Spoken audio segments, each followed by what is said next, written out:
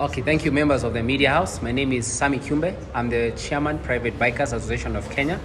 And we have invited you this afternoon as the representatives of all the associations in Kenya for the private bikers. A reference made to the government directive recently issued by the president on a crackdown on private service, that's border riders across the country. We as private bikers fully support this directive and condemn the acts of those who use motorcycles to commit crime. Yes.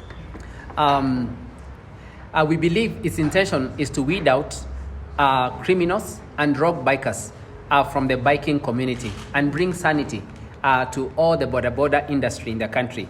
However, we as leaders from various private motorcycle riders associations have seen the need to compile their efforts to push for the recognition of private riders in Kenya, as we have noted with deep concern that the crackdown exercise has affected some of our members. Our private bikers are being harassed and coerced while less having all the necessary documentation. It is our humble request that our office, that your office address this matter. That's the NTSA Inspector General Office and other government bodies that are implementing this. And further, that you grant compliant private bikers unrestricted access to various parts of the country, especially safe transit through our major cities and towns where the crackdown has been prominent. And we take this opportunity to become part of the solution and ask if there is a way we can be involved to make this community sane. We are available and will do anything so that we are allowed to ride and that the perception of riders in this country is not negative. So I would want to encourage that we look at bikers not as criminals, but we are different careers who ride to work. They don't ride for commercial purposes, but we want to actually ask that you recognize us and not treat us with a stigma. We are fathers, we are mothers, we are doctors, we have different careers, just that we have chosen to ease the traffic in the country in Kenya. So kindly, we ask the government, we are ready to see if there is any mentorship opportunity or a way that we can become part of the solution because the law legislates for anyone on two wheels and we are affected when borders are affected. So we are here and available as associations of Kenya and also want to recognize another part. Not all of us are in associations. There are some of us who are independent bikers who are not necessarily in our association, but we represent not one, but anyone who is not riding for commercial purposes. So we ask that again, we're representing every biker regardless of their CC, regardless of what size of bike, brand of bike. Kindly, we want to be back on the road. We want to serve and grow our economy. So kindly, government, we ask that you don't use excessive force or you intervene in this matter urgently, because right now we have parked our bikes and we are not riding because of fear and the terror that we have of fearing to be arrested, to be pushed or to be, and we are compliant and disciplined riders. Thank you so much. Good evening, ladies and gentlemen. As you have seen, we also have female riders. We are also very keen on riding. We do this as a hobby, just like a private vehicle owner. We are using our motorcycles in the same manner. So recently we have had a few ladies who are riders who have been harassed, stopped by the cops. They've been accused of riding on the pavement. For information, we are very, very compliant. We even encourage female riders, male riders to follow defensive trainings. We do take initiatives and do trainings individually. And we are keen to be good citizens and to work according to the regulations of the government.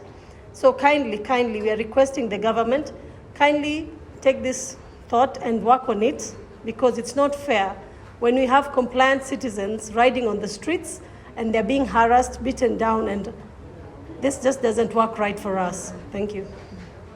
Private Bikers Association of Kenya has been out to various police stations together with us, our representatives from Unified Bikers Association, trying to talk to the policemen in charge, trying to talk to the traffic police, talking to them about the compliance. We have our DL up to date. We have our bike insurance we have riding gear, we have helmet, we have reflectors, etc. Some of them, we've tried to reason with them and they've agreed to release some of our bikers. Some didn't and had to be taken to court. Yes. But fortunately, we are seeing good reception from some of the policemen, like Central Police Station. The officer was welcoming to us, Unified Bikers Association of Kenya plus PBAK, and hopefully through directives from above, because this is an order from above. Most of them won't be listening to us, especially given that this is order from above, and we hope the team from above that brought this issue will iron it out, will send letters to the respective authorities in charge of enforcement to make it easy for us. Thank you. And something else that has happened is that yesterday, the last 2 days, one of our members was arrested in Langata police station. And the question was, what will we do when one of us is arrested? We follow the law. We asked him to follow the due process, and he went all the way to court. And at court, he was asked to produce his insurance, and he had been arrested wrongfully.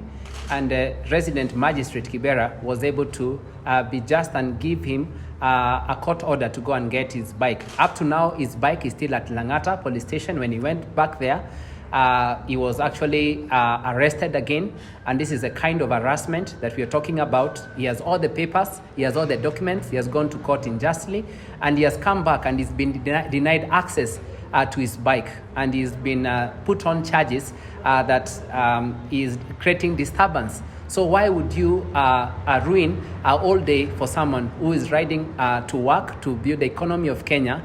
You make them waste a whole day. So the distinction we are asking for is fairness. There is no fairness. Why don't we become fair? We are asking even the enforcement and all the bodies, and we've written a letter as the private bikers on behalf of all the associations to the Inspector General, copied the Director General NTSA, and asking why in the implementation, where there should be a distinction between private bikers and border borders. We have licenses in our association. We have ways of identifying and ensuring that our members comply. So our ask is, let there be fairness and a separation, so that in the crackdown, it's not harassment, but legit kind of not provoking members of society, but helping them to be able to serve better. Yeah, thank you.